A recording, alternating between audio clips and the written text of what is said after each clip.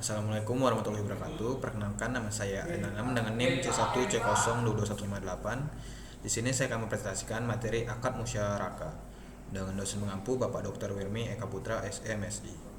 Baiklah, langsung saja kita masuk ke materi yang pertama, yaitu pengertian akad musyarakah. Istilah lain dari musyarakah adalah syarikah atau syirkah. Menurut bahasa Arab, syirkah berasal dari kata syarikan yang artinya menjadi sekutu atau syarikat. Menurut arti asli bahasa Arab, syirkah berarti mencampurkan dua bagian atau lebih sehingga tidak boleh dibedakan lagi satu bagian dengan bagian lainnya. Musyarakah adalah akad kerjasama yang terjadi di antara para pemilik modal atau mitra musyarakah untuk menggabungkan modal dan melakukan usaha secara bersama dalam suatu kemitraan dengan nisbah pembagian hasil sesuai dengan kesepakatan, sedangkan kerugian ditanggung secara proporsional sesuai dengan kontribusi modal. Materi berikutnya, jenis akad musyarakah. Jenis akad musyarakah berdasarkan eksistensinya. Yang pertama ada syarikah amlak, berarti suatu perkongsian yang tidak perlu adanya suatu kontrak dalam membentuknya, tetapi terjadi dengan sendirinya, misalnya amlak jab dan amlak ikhtiar. Jenis yang kedua yaitu syarikah ukut, berarti perkongsian yang terbentuk karena suatu kontrak, misalnya inan atau limited company, mufawadah, wuju, abdan atau amal, atau syirkah kerja.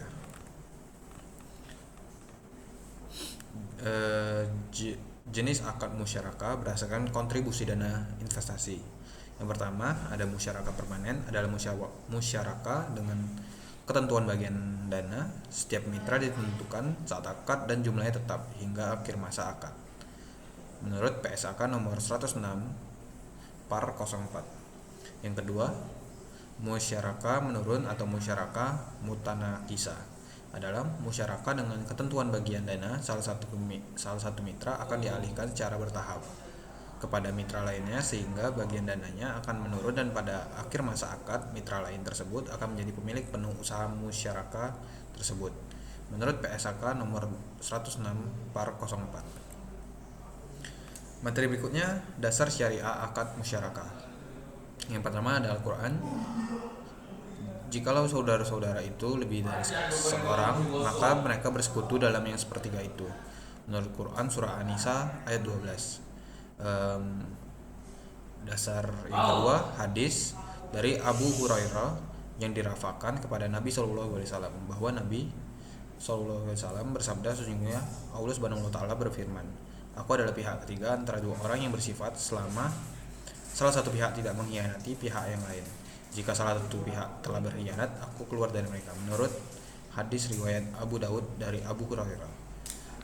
Dasar yang ketiga, ijma. Berdasarkan sumber hukum di atas, maka secara ijma para ulama sepakat bahwa hukum musyarakah yaitu boleh. Materi berikutnya, penetapan akad nisbah dalam musyarakah.